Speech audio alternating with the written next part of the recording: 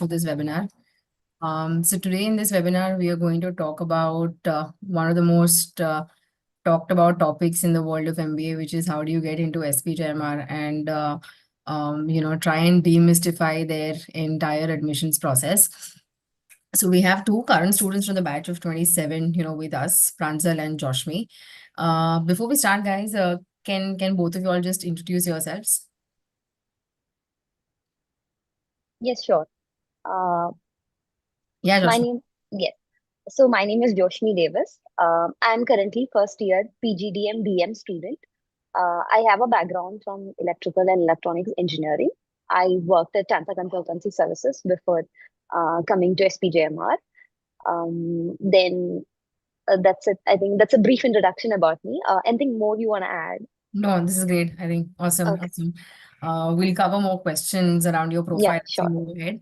Pranzal, Yeah, over to yeah. you. So I'm Pranjal, and before I joined SPJMR in their operations and supply chain cohort, I was a mechanical engineering graduate from IIT Jammu and worked at Larsen and Toubro and then at each of brands. So this is a very brief summary of my profile. Amazing, amazing.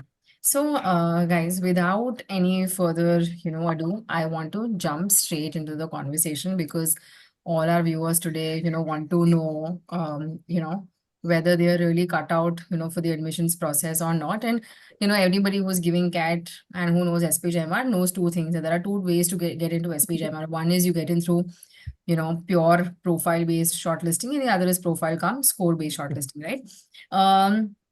Now, I want to start off with the experience that both of you all had in the admissions process one by one.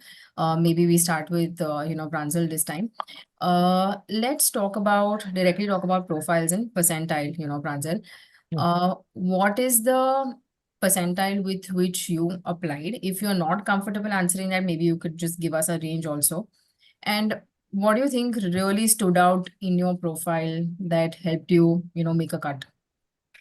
Yeah, so actually SPJMR's process is it's a custom process for every applicant. It's not a one size fits all kind of an approach. So you'll see people with varied percentiles and profiles and backgrounds in the batch. So I had somewhere around 97, 98 percentile.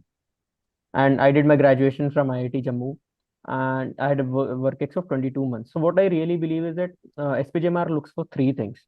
It is that there are some values, some deeper values that resonate with the values of the college, right? They look for authenticity, clarity of purpose, and a sense of responsibility in you.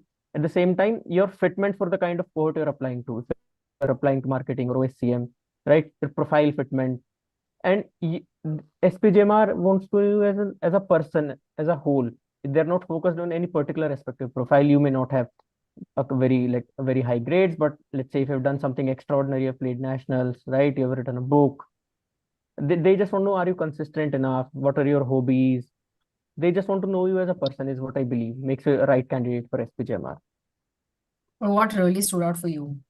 So for me, I believe I had a national event. I participated in and won a silver medal in the Inter-IT Tech Meet, which is a big event that happens every year across all 23 ITs. So I think that worked for me. Plus, I was very clear about what I wanted to do during MBA and post MBA. So when you're applying and you're filling the form, that sort of clarity really helps you tick off all the boxes and options. And and I think it's everyone's own personal journey that SPJMR is really interested in knowing. So nobody should ideally borrow from, okay, he did this, so he had a better chance. It does not work that way. But what worked in your case was clarity.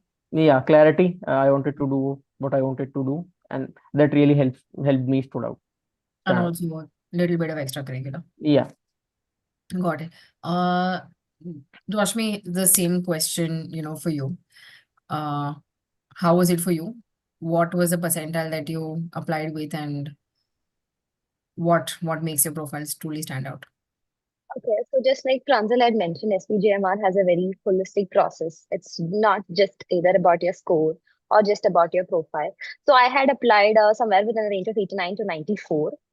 So it's a bit unconventional range, Mm-hmm. especially when people hear about SPJMR having a very high score.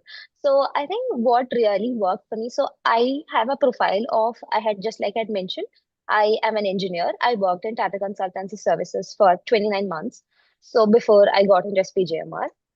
So I think my profile strengths were a strong consistency. I mean, strong consistency in academics, as well as, just like he had mentioned, extracurriculars and positions of responsibilities, which I have endured, which I have served during my college days.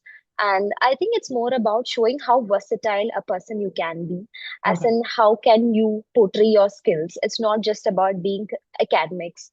What good kind of person you are, what are other interests which you pursue, be it reading or be it sports or any other activity, and even I think a social activity for that matter. So I think those are the kinds of things that SPJIMR takes into consideration when they look into their admission process. You're saying positions of responsibility and extracurriculars also for you. Can you name a few things? Yes, so I worked as a placement representative during my college days, and I was also an NSS volunteer. Hmm. Uh, and I also headed the promotion committee during my college fest.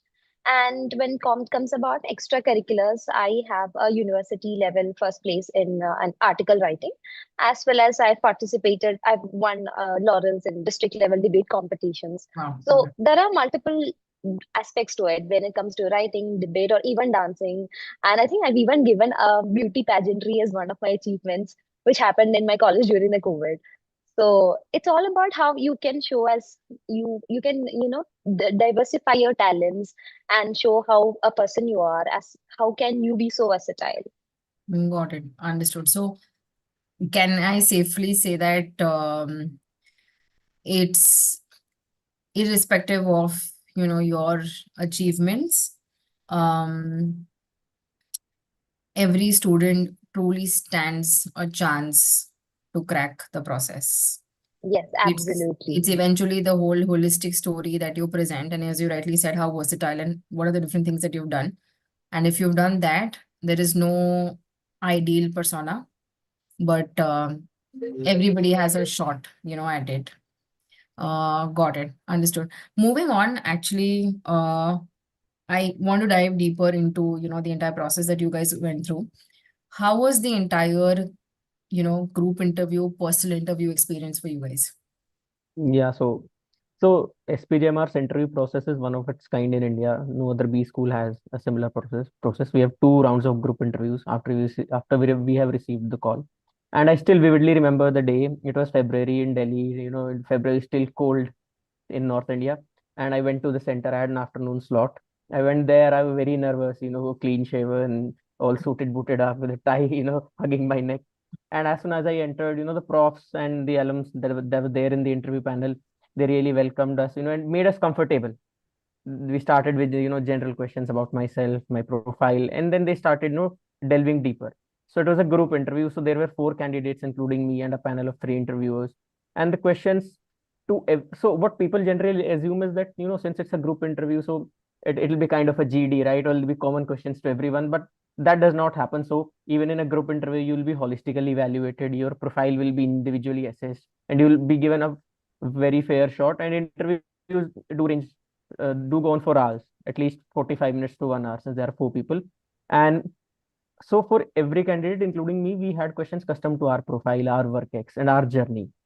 For example, I had a background in supply chain, so I asked questions on procurement. There was pointers in my work ex. I'd put information in my form. So they basically build your interview on that.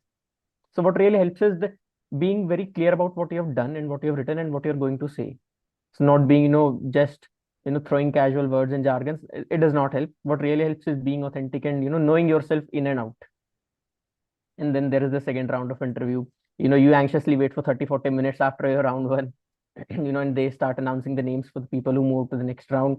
And then round two is also similar to round one. It's again a group interview, and it is more round one is more geared towards your personal profile, your work ex and your achievements and academics, whereas round two is more tailored towards uh, ethics and behavioral questions and current affairs. I mean, but there is no fixed rule. You could have a very opposite interview experience, whereas where you are asked, behavioral ethical questions in round one and profile based questions in round two.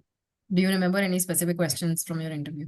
Yeah, so they asked me a case on procurement, basically to procure a specialty lettuce. One of the Okay. profs, who is teaching us in this semester asked this question, and it was a very detailed case. I mean, it started as a one-liner, and we went in depth into that case, layer by layer. So I was asked to procure specialty lettuce for a new restaurant. I started by asking estimating the demand, where the restaurant is located, for how many locations you have to procure, and where all are my vendors located. And then we delved deeper into vendor assessment. So it was a very technical interview, I would say. And then they picked a few points from my CV where I'd written that, I did a project on sustainability enhancement in supply chains. So we had a lot of questions on that. Around two, I remember we were asked about, so back that time, there was this statement by Mr. SNS, the CEO and chairman of Larsen& Toubro, about work-life balance. And so we had a discussion around it, how do we as candidates assess that statement, and what are our views on it? So that was my experience of Understood. the interview. Okay, got it. Joshmi, the same thing for you. What Yeah. were, I need to point out like exact questions which were, if you could just reminisce that day. What were the exact questions which were asked? Yeah, sure. I think I had a completely different interview from what Pranzal had. So my interview was held in Bangalore.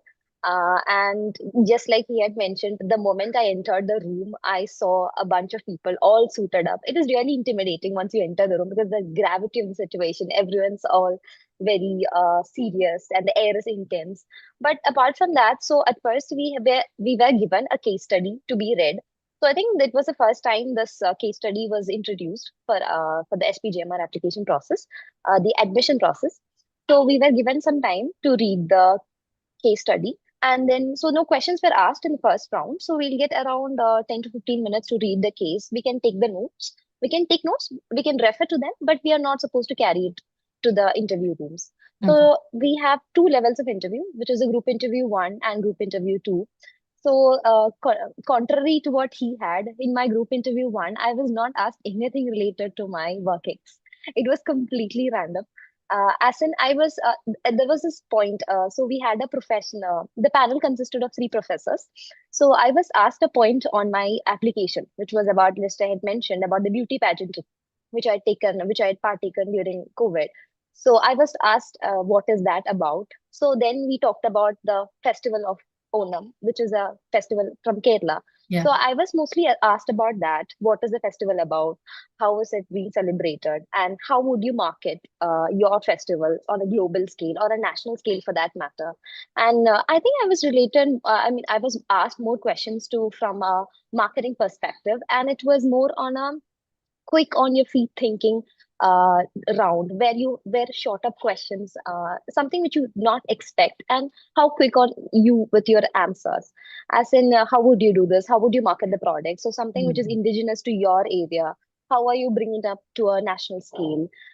And then I think those were the kind of questions that were asked to me. I don't remember anything being asked related to my work ex, but there were certain questions which were related to current affairs, as in what is the current business news that's going on and what is my take on that. I think I was asked about tariffs, so what would be my take on that?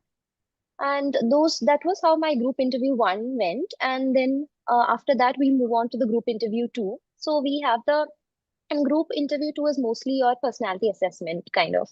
So where you are supposed to. So I had a very different self introduction in that case. We were asked to introduce ourselves without mentioning any of our achievement. So it's just about us as our true selves. We are not supposed to mention any of our professional achievements. It's all about what kind of a person you are, what adjectives would you use to describe yourself. So those were the kinds of questions. That was the kind of answer they were expecting for a self-introduction. And then we had mostly the case discussion. Yes, we were asked about the case. What did we think? What were our viewpoints on the case? So we had a discussion on that. And certain questions were posed were about how do you think whether I mean each applicant was asked whether hostel schooling or like board school somebody who's been sent to a boarding school is that better or day schooling is better? I mean, being a day scholar is better. So those were the kind of questions we were asked. And the best part about being in a group interview is that you got to really listen about what the other person says. So it's not like it's not completely disconnected. You got to listen what the other person says, get their viewpoints, and then you will be asked a question based on that. What do you think of their viewpoint? So we can either support them or we can go against, but we need to have a backing, a substantial evidence or a substantial backing to what our point is. So I think that's how the whole interview round went. What I'm not trying to make out something out of this, but what comes out is that you were tested on, as you rightly said, on your on the field thinking, spontaneity. Case definitely, to test you on your whatever at that time, whatever functional understanding you have, given the fact that both of you all came with some amount of, experience. And obviously, if you're lucky enough, you also get some questions around your profile, right? Yeah. Easy questions around your profile. Which anyways you ought to be prepared with. So awesome. I think this is good. But guys, I mean, see, when it comes to profile, as you rightly said, that there's versatility that you showcase, right? But is there any guidance that you can give to our viewers on what kind of achievements are given more prominence, more weightage? Like, for example, if there were two criteria, one was your extracurriculars, someone who comes with some stellar achievements, at national, international, state level. And there's someone who has very consistent academics. What do you think will make a better case? So essentially, is there any, is there relatively, is there, any way in which the criteria, I mean, the criteria is, are given more, some are given more weighted, some are given less weighted. So anything of that sort, that I need to emphasize on these things more rather than, the other criteria, something of that sort, because when you are versatile, you have too many things to talk about also, right? So I think, see, there is no fit criteria, no one criteria that you have to be good in extracurriculars or sports. So you need to be academically consistent. If you look at the batch profile of SPJMR, you'll find people having different backgrounds. Somebody who has played nationals in sports, whereas somebody who has just been academically consistent throughout his life. So I believe there is no one approach to getting inside the SPJMR or focusing a particular section of a profile. When you fill the application form for SPJMR, what we as an institute really look for is well-rounded profiles and focus on everything that you have. Maybe, okay, the way to do is to list out all the achievements or stuff or activities, extracurriculars that you have done, and then make your own list of what you think is impactful, what impacted you the most as a person, Got it. irrespective of the achievement in that area. Maybe. Understood. Understood. Got it. Connecting basically to your personal story. Yeah, Uh, Understood. I think this is making sense for all of us that eventually whatever you do has to connect to you as a person, as an individual, and your passions, basically. Got it. Understood. exactly. Uh, Moving on, actually, I have a couple of our viewers who've also asked us a few questions. I'll just take one quick question right now because we're talking about, like basic criteria. What this is coming from someone called Vishwanath Subramani. He's saying that what average CAT percentile or a GMAT score is safe? So again, there is no safe score. SPJMR has people scoring about 9.5, and a few people also scoring less than 95. So there is no fixed safe score to say. You'll see plenty of people getting rejected at 9.7 and 8 also, and people making it in the college at 99 or 92, 93. So there is no really a safe score or safe bet. That's actually true. Adding to that point, it's all about how well you showcase your profile, as in what all things you have done in your life, what all achievements you have, or what kind of a person you are. When we talked about the versatility point, also there were few fields where you talk about your personal achievement and your professional achievement. So it all talks about how you are able to relate to it on a personal level. So I think all those things matter when it comes to having a application process in your SPJMR application. I mean, it's truly one of a kind process, the application form of SPJMR. Yeah, that it is true. It's a very unique, unique thing that you guys do. I have one more question actually connected to your, experience. You guys have made the cut, but maybe from your experience or someone else who's trying, for a couple of years and who's not been able to make it through the process, what one mistake do you think, an applicant, I mean, or an aspirant should absolutely avoid? And yeah, that's the first question that I have. So this has been, my go-to advice this season to a lot of, friends who reached out to me, that do not rely too much on AI and ChatGPT. Because what happens is, they give you a generic story that is not your story. And SPJMR really loves to know your story. We'd love to know you as a person. So bring out your own story, write your own answers. Maybe, have a grammatical check with the help of AI, but do not ask it to make a story for you. It's one of the, and it's very easy to catch. If you've written something with the help of AI or Yeah. chat GPT, it's very easy to catch, and you'll not make the cut if you do that. Joshmi, any advice that you have?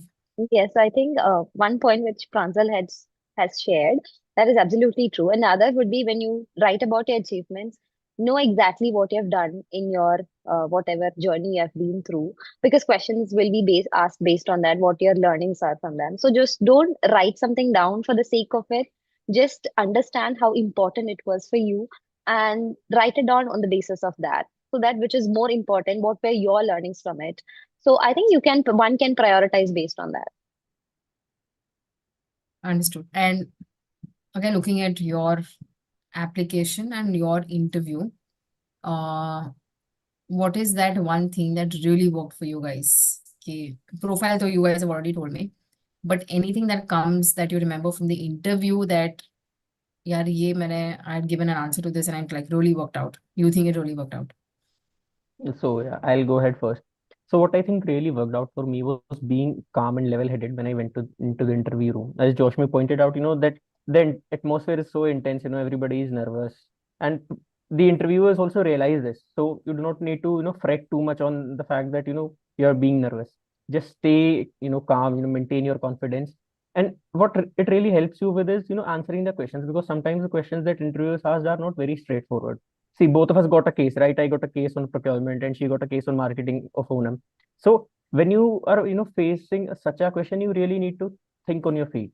And to be able to think quickly and, think right, you need to be very calm.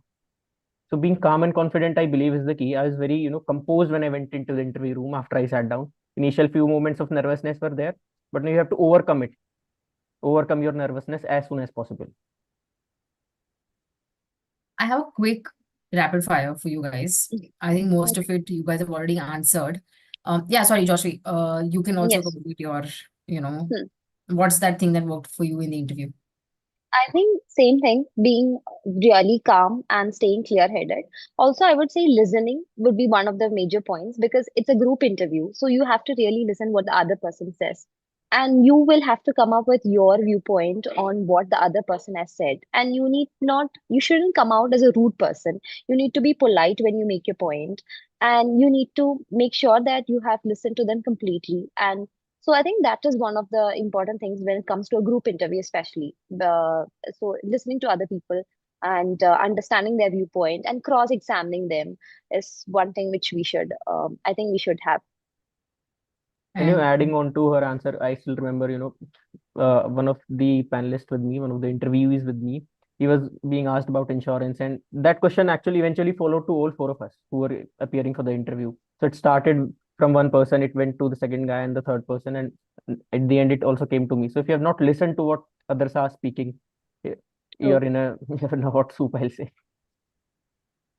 and any such again event that worked for you in the PI? Yeah, so as I just narrated, so a person was being asked about insurance, and then that question eventually followed, and it Okay. also Oh, happened in okay. GI too. Uh, Both. Okay, got yeah, it. in both the rounds it happened. They started asking a question to one person, then they'd ask same question to second person, and then ask third person to build on what the other two have said. So And one listening more to this thing. is the key. Yeah, Joshmi, good. Yes. So adding to that, I think in my panel, lesson in my group interview panel, so one of our participants was asked to sing a song. So she was completely calm and she actually sang a song because it was written as an achievement in her application process. So if you're not really calm, you won't be able to do that. So you can actually expect anything. Your questions will be based on whatever you have written in the application process. You need to know it completely, and then just like that, randomly, the professor asked one of the applicants to sing a song. And I was also casually asked, did you like it? What kind of songs do you like? So that's how the follow-up is. That's how the round proceeds. So I think it's more like a group discussion, but it is also specifically focused. Got it. Okay.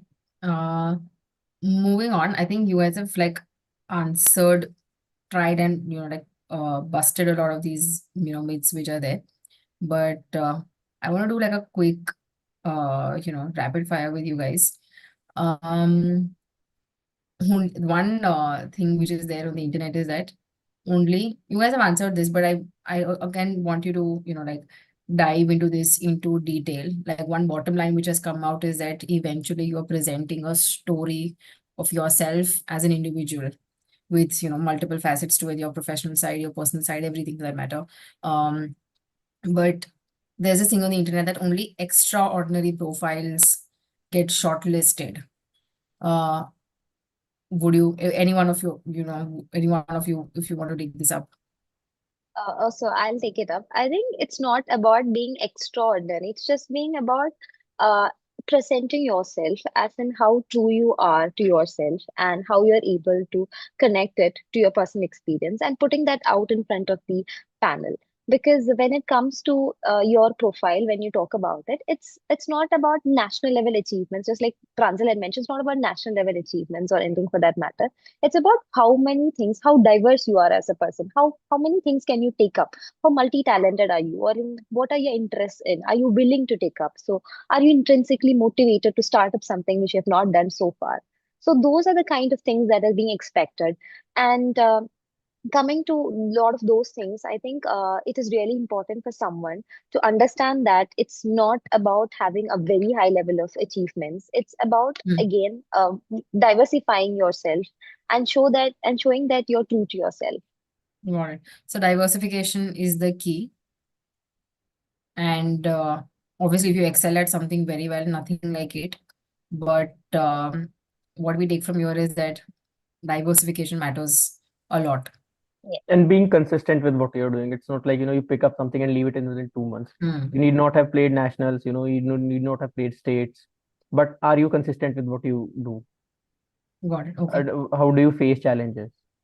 Such Um, similar, nitty-gritties they look at sure. in the profile.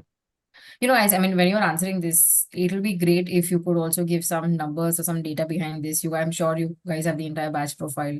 You also have access to the, a complete analysis of the batch profile. So it'll be great if you could also, because our viewers are more interested. One is obviously we're getting a subjective, feedback, your personal, experience. We're getting that out, but there are like, it's a huge batch, right? We'd also love to understand things from a macro point of view.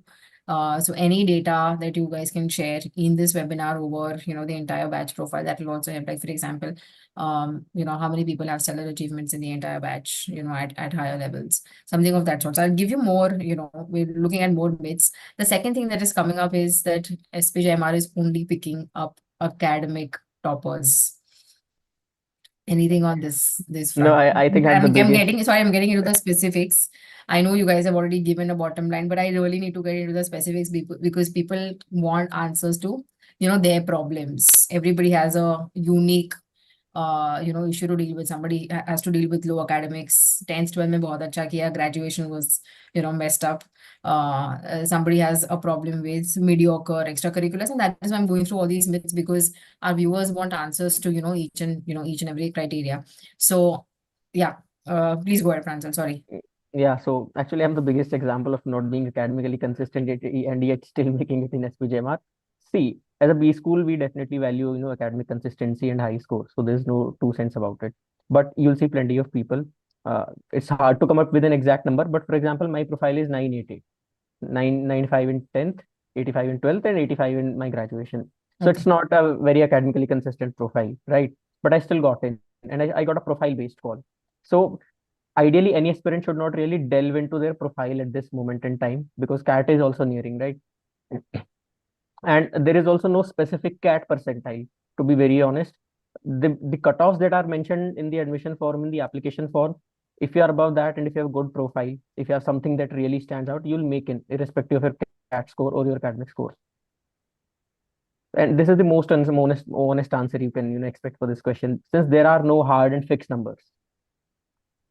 Joshua, do you want to share your academics? Yeah, that's completely true. Even I have a 999 profile, as in 90, 96 in 10th, 96 in 12th, and 95 in my UG. So, but contrary to that, my CAN percentile, as I said, the range is a bit lower. So Hmm. it's not about, see, don't have to be good at everything. It's just about whatever you're trying to be in. You just need to have the clarity of thought, and you need to be consistent. And when it comes to having that kind of consistency, it's about picking up the right things and then seeing if it works out for you. So I have friends who do not I mean, who have a profile of 877 or like 898. So there are things when if they do not have consistency in that, they might be good at other things. They might have some stellar achievements in extracurriculars, or their PORs might be great, or they might have a great cat percentile. So it's a mix and match of different things. It's not about a particular thing that is being completely focused into. So everybody has their set of talents, but when it comes to the process, it is very random, or as in it takes in different perspectives of a person, not just one thing. Sure. The next, bits that I have is not related to the process, but is related to the program. So there's a general myth that PGDM BM is like an alternative to the flagship program. It's like a backup program if you don't get your, coveted specialization. So do you want to like throw some light on that, given the fact Yes. that it's a relatively new program? Yes, sure, completely. Because I am someone from the PGDM BM program. So it's Mhm. not an alternative for other specializations, nothing like that. The only difference between a PGDM and a PGDM BM is that you can choose just in PGDM BM, you can choose your specialization later, probably in your term two. So that's when you can understand the process, you can understand the subjects, and then you can choose a specialization compared to PGDM, where you have to choose your specialization right when you get it. So, and when it comes to the course outline, the difference is that PGDM BM has strategy courses, three strategy courses compared to the DM, PGDM BM, as well as we have something called focus areas instead of a specialization. The focus areas are where you learn about your focus area or your specialization, and we have elective courses to study about that. So that's just a basic course difference, as in a very completely it's if you talk about it, yes, it's different, but it's in a very minute manner. So but in nothing is different when it comes to placements or when you're sitting for other processes. It's just the batch is considered together. It's just about how the course is defined, and the outline is different. Yeah, so it's not a backup option. If any aspirant is having doubts about it, please do not think such things, because so in I think BM actually helps aspirants who are not really sure about what area they want to venture into. For example, somebody could be having two thoughts in mind about getting into marketing or SCM, right?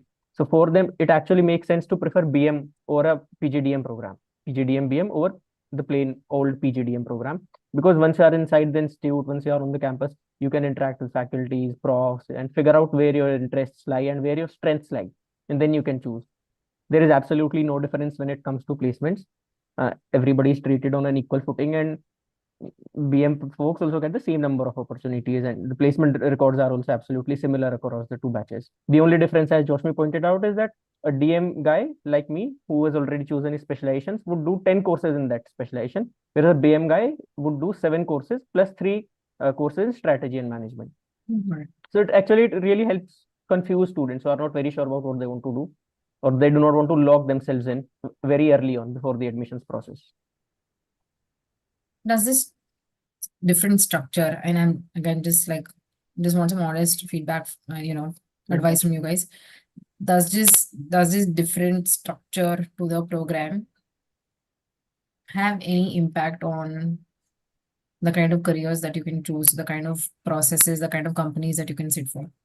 No, absolutely no difference when it comes to placements. We have our classes in the same backgrounds, being taught in the same classrooms and being taught by the same profs. We sit together in classes. There is absolutely no difference once you join in the campus, except for the fact that you have joined a slightly general program, whereas you have joined a specialized program.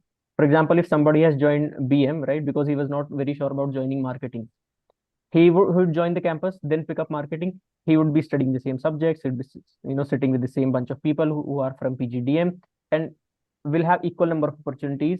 Even the companies not differentiate between the candidates of the two programs. Okay. That's exactly what I want to understand. From an industry point of view, does it really change, your No, chances of making it to your let's say, for example, you guys are known for consulting, you guys are known for, supply, you guys are also known for product, product roles to a certain extent. Does it really change the way the industry looks at a candidate? No, absolutely no difference in the industry viewpoint. Do you have any examples of, roles where both a BM and a flagship program candidate has made it to the job? All the course. across all the companies and all the roles, right? There is absolutely no difference. A So adding company, to, yeah, yeah, yes, Pranzal. So yeah, adding to Joshmi, that, so we had our summer placement. So when you look at that, the 100% of students were placed. So there is no discrimination between what number of persons, students from each batch. Is it from DM or is it from BM were placed? Because we were all sit together. We sit for the placements. We prepare together. We prepare about the specializations together. There is no distinction based on that. So when companies come in, they just test for knowledge. They look for the clarity, they look for the business acumen which we have, or whatever is being taught, and there is no distinction between what batch or what degree you have chosen. It's basically the same, and it's just that it has been put specialized into two different manners for that, so that one segment, just like Pranjal has mentioned, you can actually take up any specialization after you come here and then you decide. So people who do not have that clarity can come here and then see for how it is and then decide later. Cool. Okay. Now we've spoken about program selection. I want to go a step back, take a step back, and there are a lot of viewers and our readers who also have this selection, dilemma, especially the ones that have gotten calls from, the IMs, the topmost ones, and they've also applied, to an SP. Amongst all these great options which are available, you've scored like a 99, maybe even more than that, maybe even like, more than 90. You've made it, you've cracked some of the best processes, including SP. Why do you think one should consider SPJIMR over the other options, particularly the other elite options I'm talking about that you have? Okay, I, so if you guys can do a direct yeah. comparison, even that will help. Um, yeah, just advice on the selection, piece.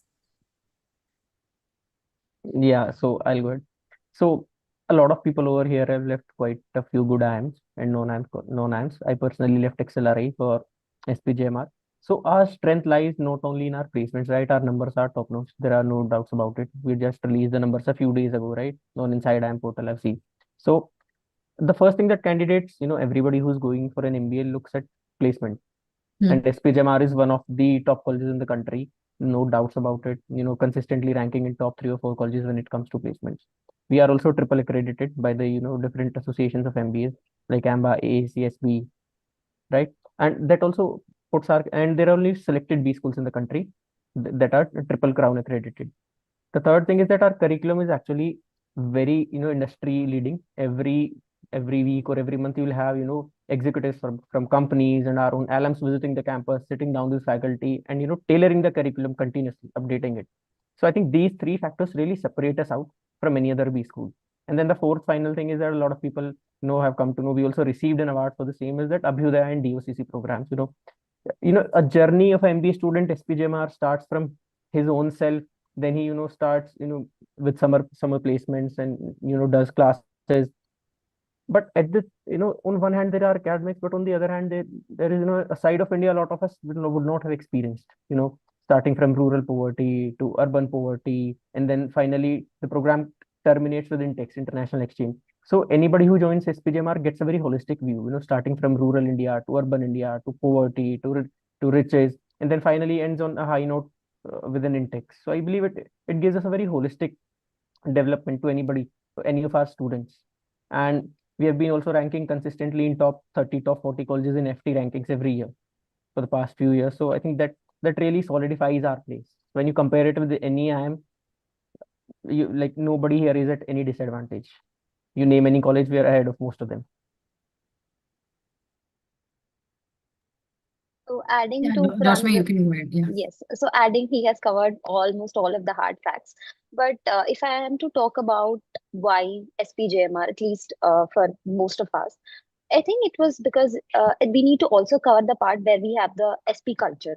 And when we talk about the culture, especially, I think when we talk about during the summer placement process, which is something which we had experienced, the kind of support we received from the placement cell, our batch seniors, and the kind of peer working which we had.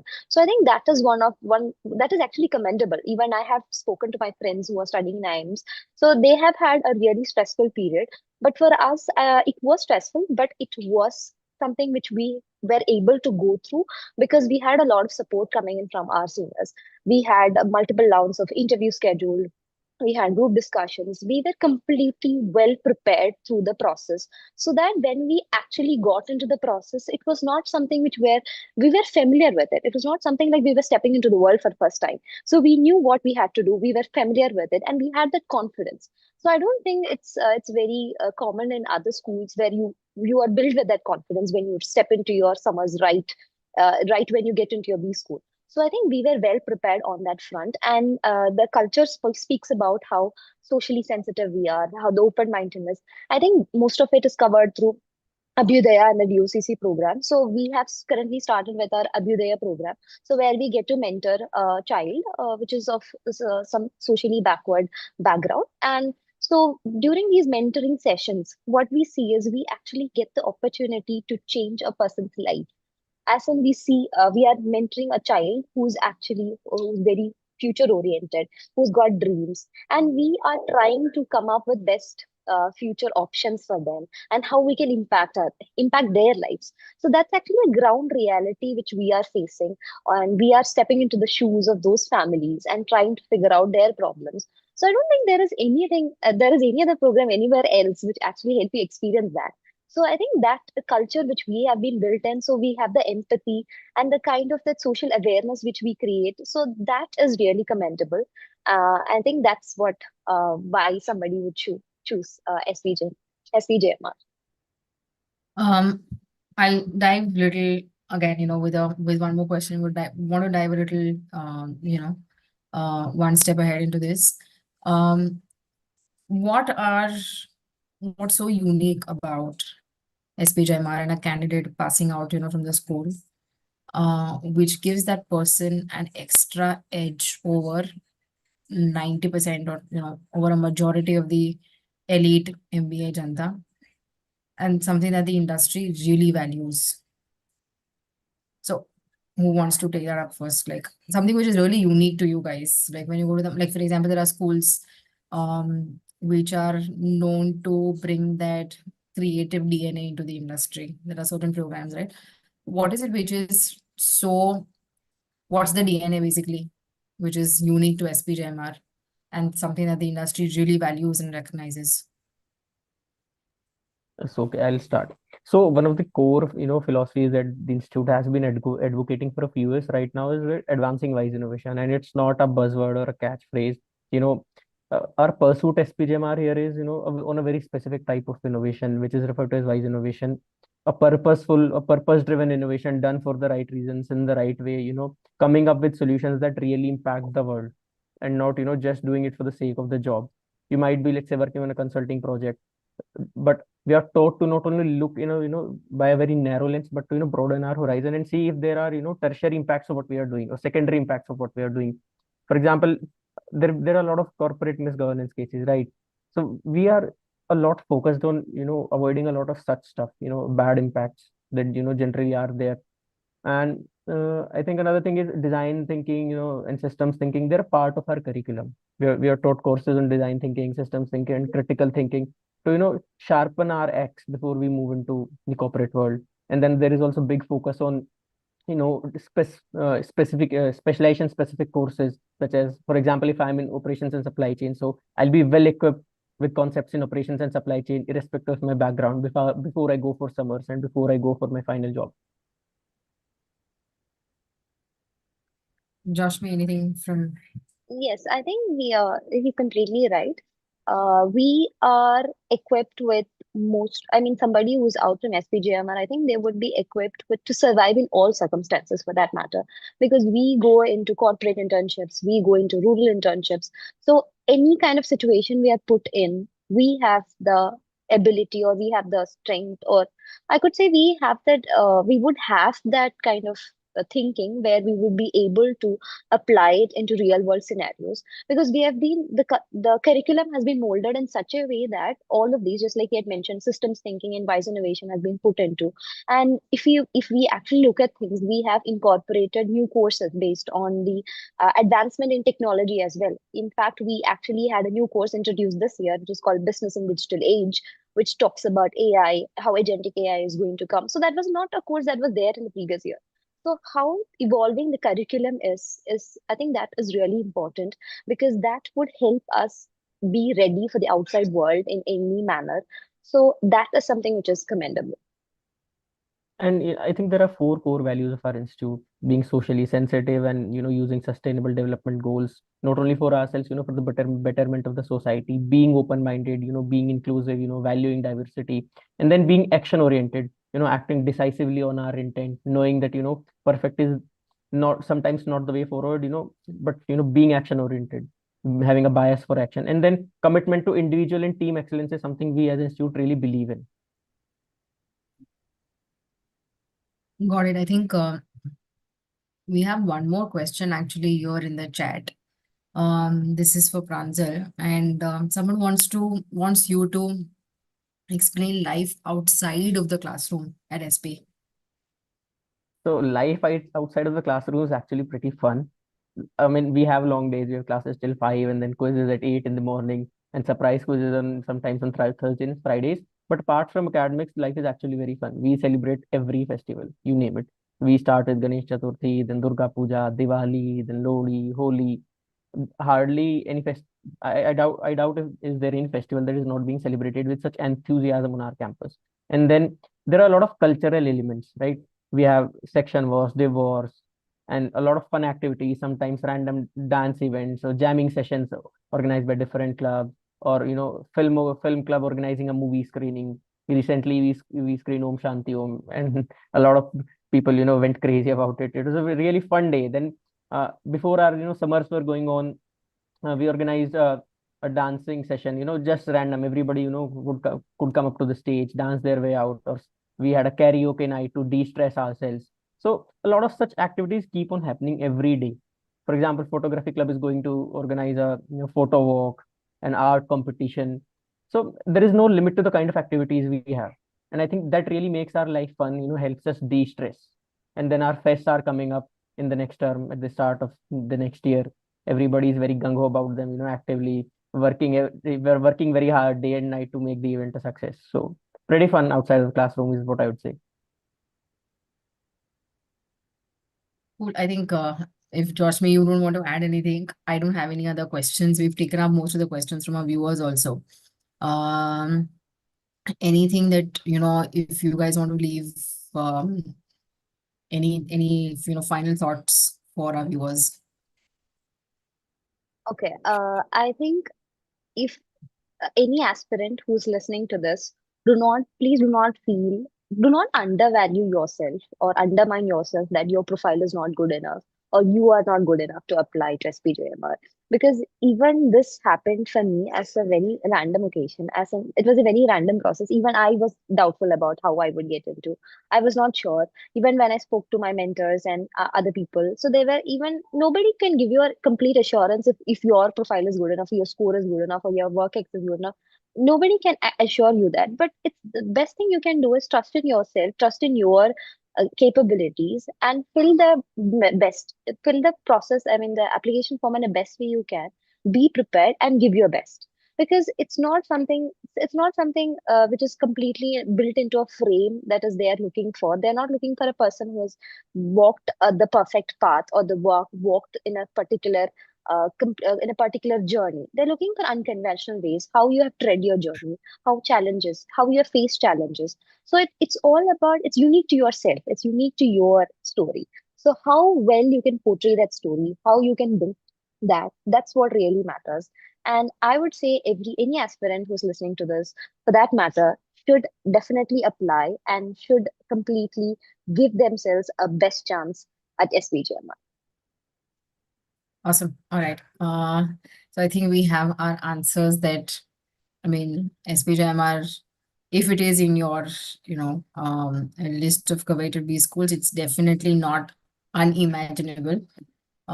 You can still, it's approachable. You can still dream of getting in, irrespective of the kind of, obviously there are certain baseline scores and baseline, uh, hygiene which is required in your profile, but it's not absolutely unimaginable as long as you have a very good personal story to put up, in front of the candidate. And it should, like, obviously not, I mean, a very good, a very good story from both, an individual and from a personal lens and also from a professional lens. I think, yeah, I'll just check if we have any last questions from anyone. No, I think we don't have any questions. And so thank you. Thanks for your time, guys. If there Yeah. are any follow-up questions that we see in the chat section, in the comment section, we'll definitely route it to you guys. Yeah. Thank you so Thank you. much. Thank you Thank so you. much for having us. Thank you for having us. It was really nice talking to you.